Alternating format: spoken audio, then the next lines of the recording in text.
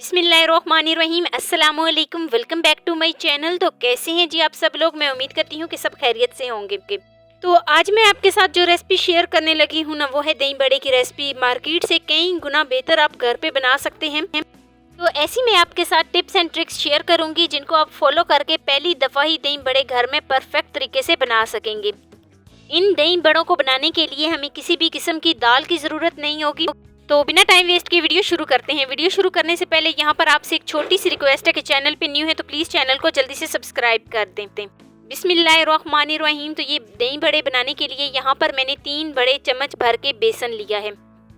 3 बड़े चम्मच जो है ना, ये तकरीबन आधा कप बनेंगे। तो आधा कप जो है मैंने बेसन लिया है। साथ ही मैं इसमें आधा चम्मच नमक शामिल करूंगी, आधा चम्मच में इसमें कुटी हुई लाल मिर्च शामिल करूंगी और तकरीबन 1/4 टीस्पून में इसमें हल्दी शामिल करूंगी। हल्दी सिर्फ और सिर्फ कलर के लिए है।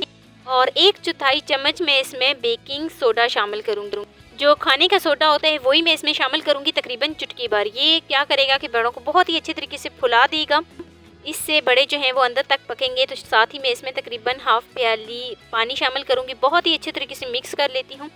तो मिक्सिंग जो है वो हमने बहुत ही अच्छे तरीके से करनी है। मिक्सिंग में कोई भी हमने कसर नहीं छोड़नी ताकि कोई भी गुठली वगैरह इसकी ना बने। तो बैटर जो है वो हमारा ना ही बहुत ज़्यादा पतला होना चाहिए और ना ही बहुत ज़्यादा गाढ़ा होना चाहिए। आप देख सकते हैं कुछ इस तरीके से बैटर जो है वो हमारा तैयार हो गया है। तो अब हम कुछ इस तरीके से बैटर लेंगे, तकरीबन 1 चम्मच। और 1 चम्मच लेने के बाद इसको गरम गरम ऑयल में जो है ना इस तरीके से डाल देंगे। तो बड़े बनाने का भी एक स्पेसिफिक तरीका होता है, ये मैं आपको चेक करा देती हूँ। इस तरीके से हम चम्मच जो है ना बैटर की भरेंगे और भरने के बाद ऑयल में बिल्कुल चम्मच को सीधा खड़ा कर देंगे, बहुत ही अच्छे से गोल मटोल से। इससे क्या होगा कि हमारे बड़े तैयार होंगे।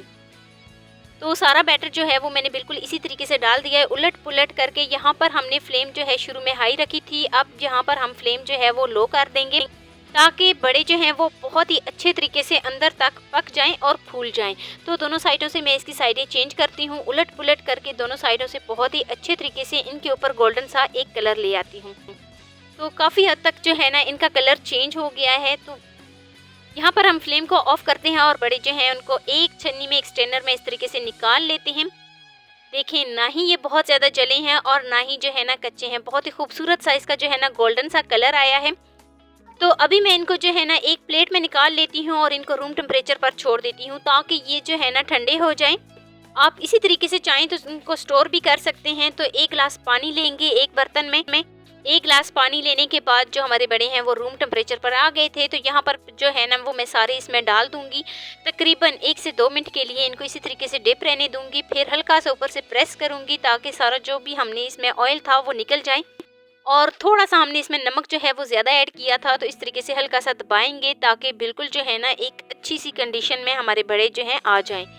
तो सारे जो हैं वो मैं बिल्कुल इसी तरीके से कर लूँगी। हल्के से नीचे मैं प्याज और टमाटर को जो है ना फैलाऊंगी, इनके ऊपर मैं बड़े रखूँगी और ऊपर मैं जो है ना इनके ऊपर दही डाल दूँगी।